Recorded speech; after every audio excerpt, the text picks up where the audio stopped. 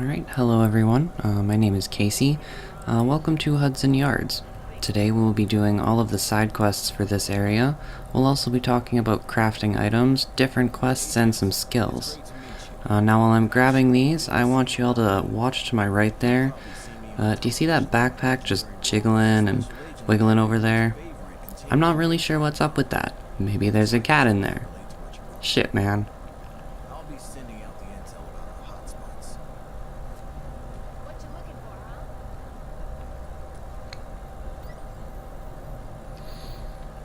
Grab some of these, alright, and off we go. So if you haven't noticed by now, most of the side quests will consist of a few varying types of quests like hostage rescues and protecting supply drops. There are two kinds of quests you can do called encounters. They'll help you unlock skills, and you can also do side missions which will give you weapons and armor blueprints. So making weapons and armor is how you really start to customize your character's playstyle and abilities. Since most of the stats on things you build will be totally random, you're gonna have to make a few copies of the same piece before you find one that suits your needs. There is another station that you can use in the home base. It's just as essential as the crafting table. It's called the recalibration station, which is pretty fun to say. You should try it.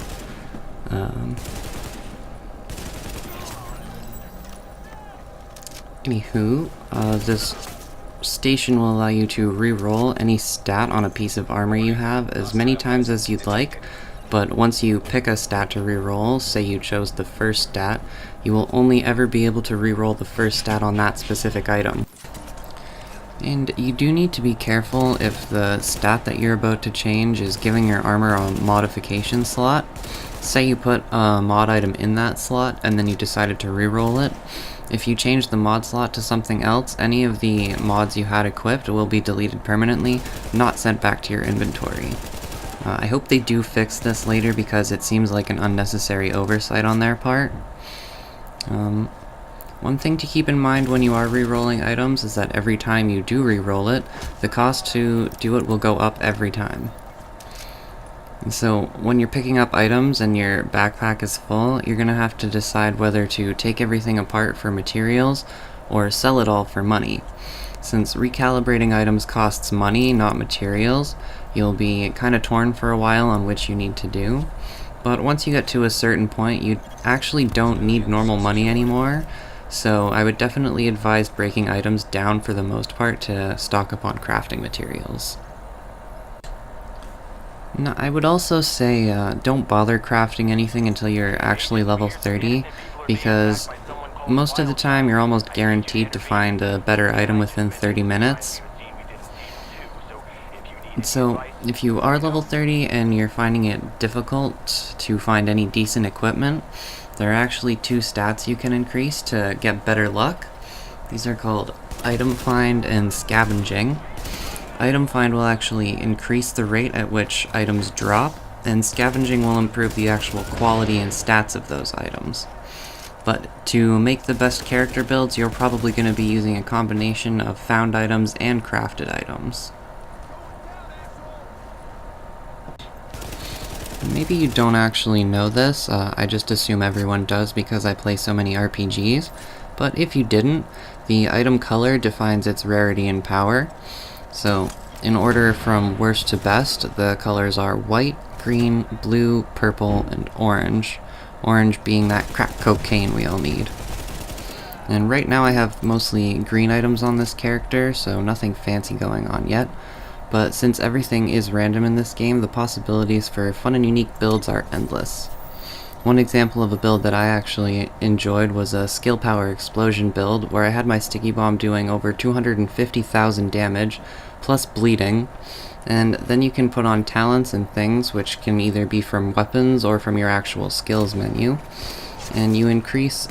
I had one that increased its explosion damage by 40% if multiple enemies were hit in the same blast, and one that increases explosion damage for 10 seconds if you get a kill with explosion damage.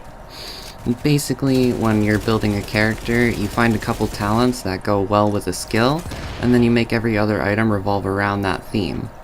Maybe every item you have provides a different healing bonus, like all healing skills provide an overheal, or cover-to-cover movement causes your health to regenerate.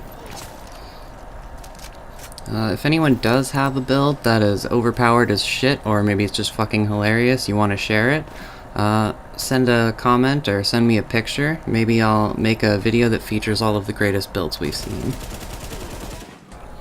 And so I am at a named elite right now. He's called Wild Child. He fights like the boss of Madison Field Hospital, where he shoots for an ungodly long amount of time. Whenever fighting a boss, I would definitely advise killing all his minions first, since all the bosses have a set amount of minions that will spawn to help them.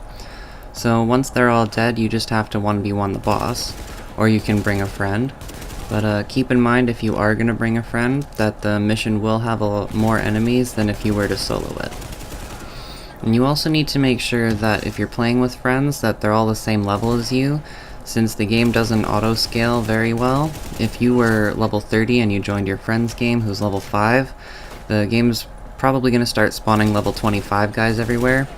Even in Chelsea, the first area, all the enemies will be scaled way too high for the lower level people to even be slightly helpful. If you're unable to catch this guy when he's like calming down before he starts shooting, you can make him calm down with a flashbang grenade or a shock grenade. I tend to just use normal grenades, but as you can see, I'm having a pretty bad time. So I do try to move over on these boxes here so that less of my body is exposed to damage, but it's still not working out as well as I've hoped. So we're gonna try and get in a little closer here.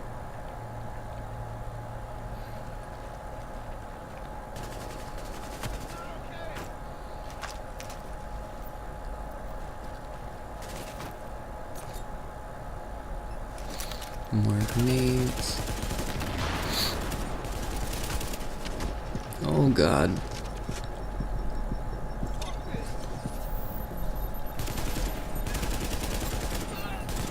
Yeah, that was an embarrassing fight. But we did it. Which is why I don't understand why the rating slipped. Anyway, over and out. Alright, and I actually think I am going to change my sticky bomb skill here, because it's doing fuck all for damage right now.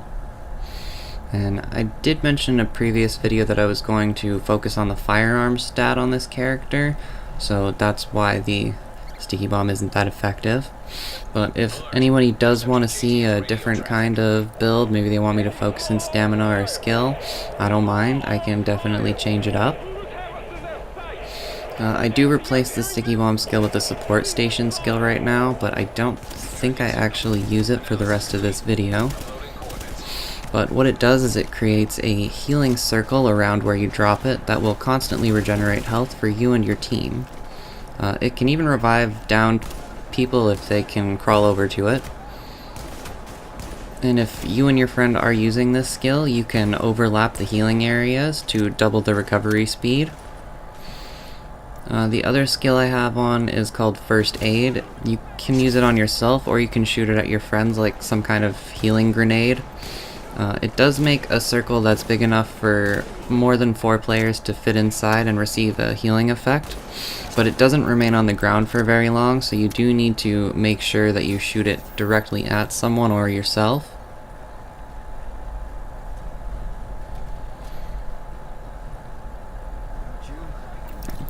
The one thing I like about First Aid is it provides an instant healing effect instead of over time, which is much more helpful when you're in a pinch.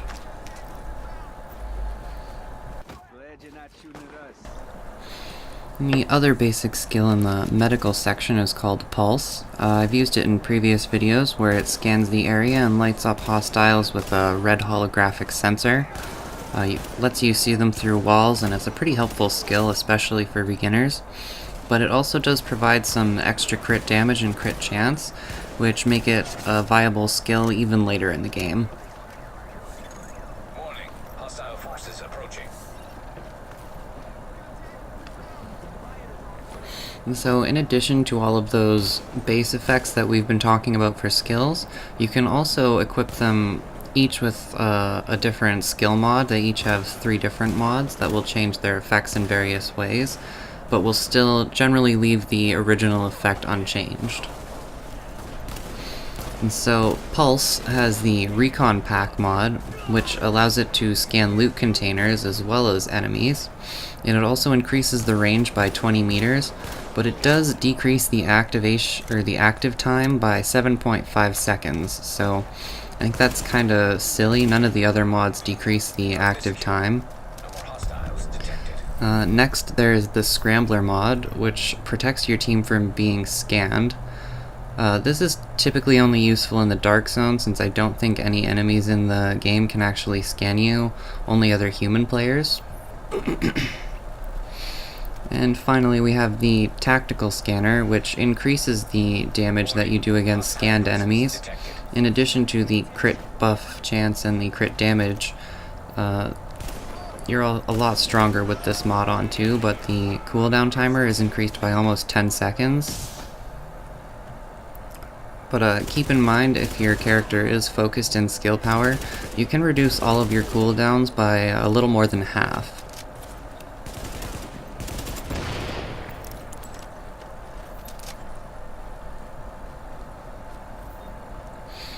On the first aid skill, we have the Defibrillator mod, which allows you to revive teammates. If you're going to shoot it across the map to try and revive someone, make sure you coordinate with your ally and let them know that they need to hold still, because you can crawl out of the circle quite easily and then you won't be able to make it back in time. And now you still have a dead friend and no healing skill. So the next mod is Overdose. This mod has a higher base healing amount than all of the other ones. And if it does surpass your total health, all of the extra HP will be added to a green bar that will appear above your normal health bar. This is called an overheal and will slowly deplete until you are at your normal maximum health again. Finally, there's the Booster Shot, which will increase your damage and defense, but it does have a lower base healing amount than the other heals, but only for yourself. Your allies actually get more heal than they would with the regular heal, but they definitely still don't get as much as when you use the Overdose heal mod. Agent,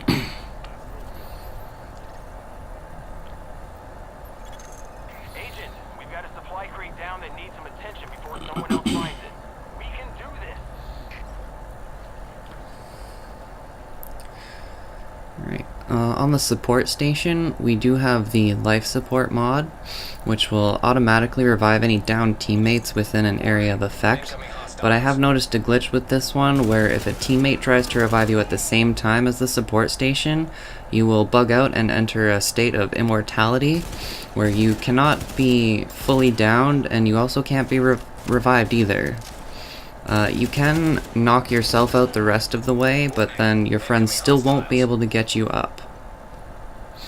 So this can be a frustrating glitch if you're in a no respawn zone, because the only way to get you back would either be for you to log out and log back in, which can be kind of tedious, or you have to wait for everyone on your team to die, or either make it to the next checkpoint.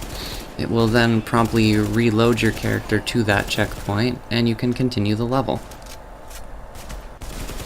Anywho, the next mod is called the Immunizer, which will remove all status effects like burning when you enter the healing circle, and it will prevent them from triggering while you remain inside. The last mod is called the Ammo Cache. It will increase all of your cooldown rates for all your skills, and also when you reload your gun, you won't use any reserve ammo while you're inside the area.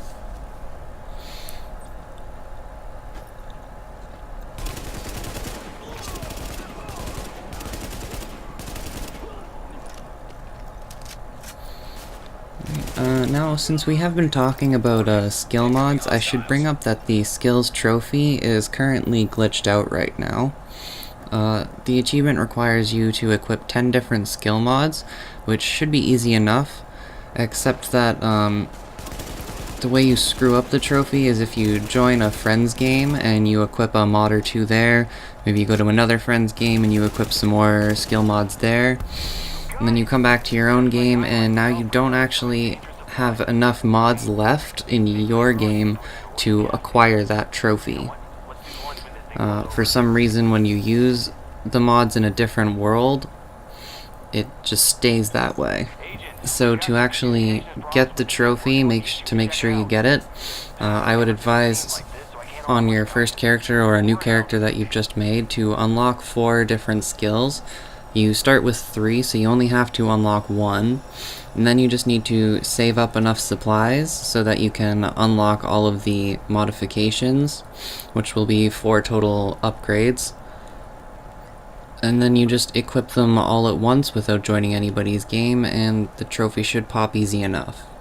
You don't even have to equip the skills as an active skill, you just need to go into the skill and select all 3 different mods, and then do that on the next one and the next one.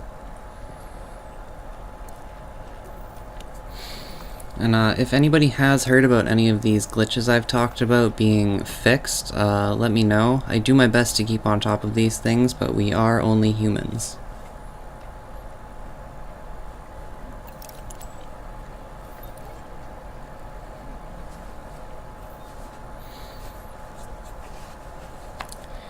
Yeah, I am pretty much out of things to say now. In the next mission we will be doing the subway morgue, which is the first of the electronics missions. Those will typically unlock skills to do direct damage to your opponents for you.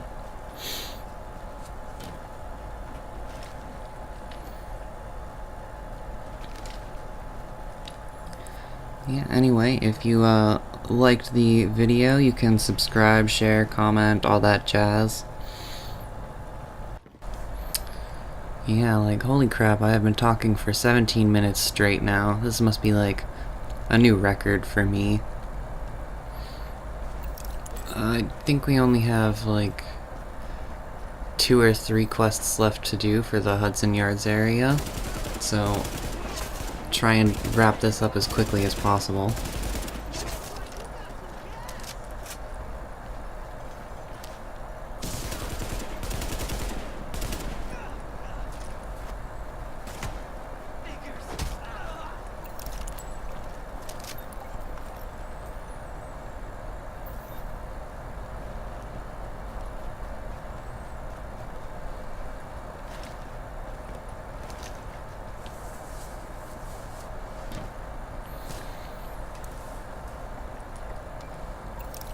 And if you are having trouble finishing any hard mode missions or challenge mode missions, I can try and help out. I can definitely help out with any of the hard mode ones.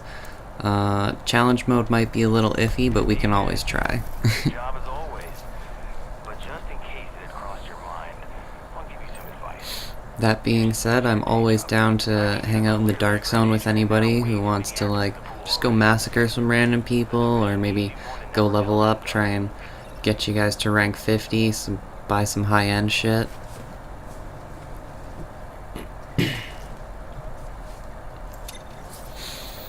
And I have definitely decided that I'm going to do a separate video to get all of the collectibles. After I finish, like, all of the story mode and side missions and stuff, then I'll make the videos to get all the collectibles.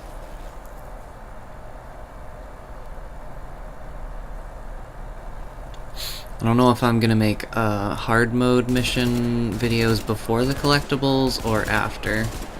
I'll see how that works out.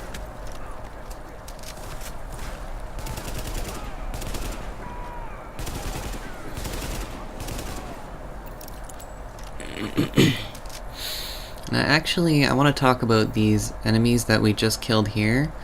You'll notice that some of them had orangish jumpsuits. Those guys are actually called Rikers.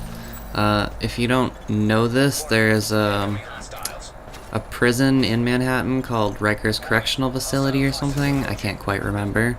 But basically, in the storyline for the game, a woman called Lorraine Barrett basically went and overthrew all of the prison guards and got all of the prisoners on her side, and they've started their own gang of sorts. These guys that I'm killing right now are just normal rioters. They're pretty much just people who managed to survive the virus, and they just need food and their own supplies to save their own families. Typically, they will be willing to kill anyone, even children, if it means their own survival. But I mean, this is a post-apocalyptic world, so I'm gonna guess that pretty much everybody's attitude is like that.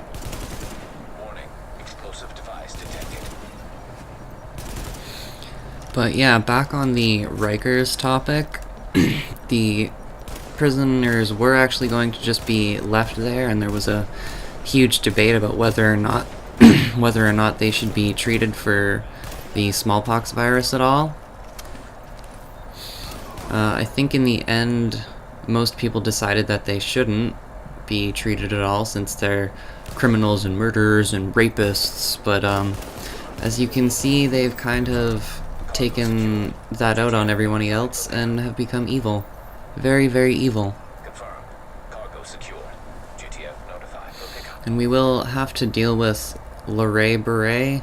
I don't actually know how to say that. It's a really weird spelling. Find the security cameras over at the High Line and get them back online. But yeah, she is their leader, and I believe she is the boss of one of the later story missions.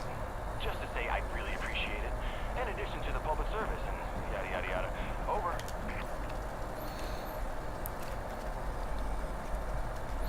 Alright, we are on the last mission for the Hudson Yards area. This one is a pretty lengthy one.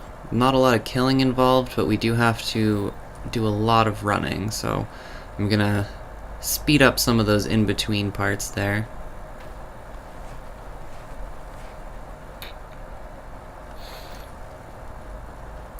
We have to go turn on all of the security cameras down this walkway by pushing a button. So you'd think anybody else walking down this little walkway here could just push a button and turn it off again.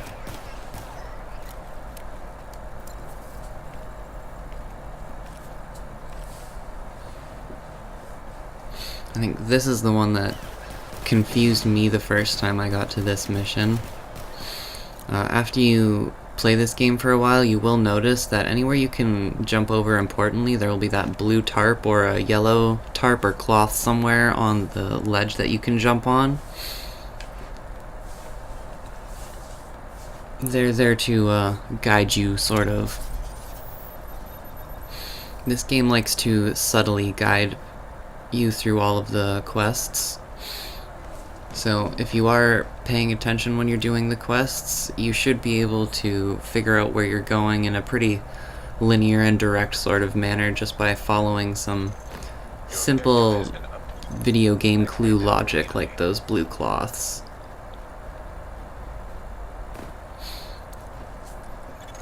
Confirmed.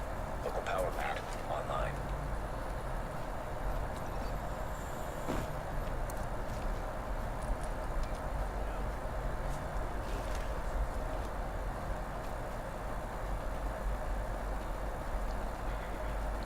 Last switch.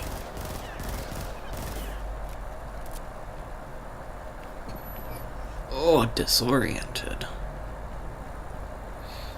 I'm scared and disoriented. Objective data has been activated. Secondary power relay.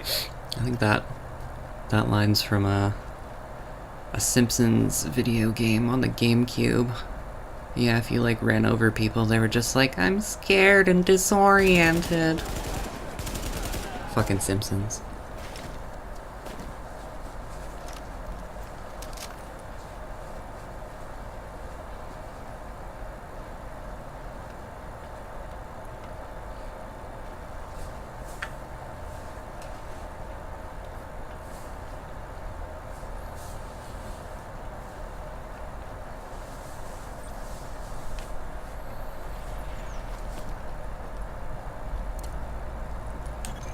Confirmed.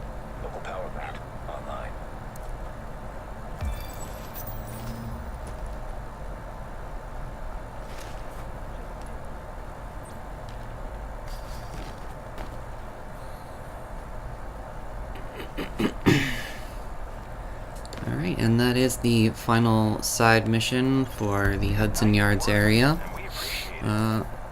We just have to fast travel back to the safe house to pick up our extra free blueprint there. And I will see you all tomorrow when we do the subway morgue mission.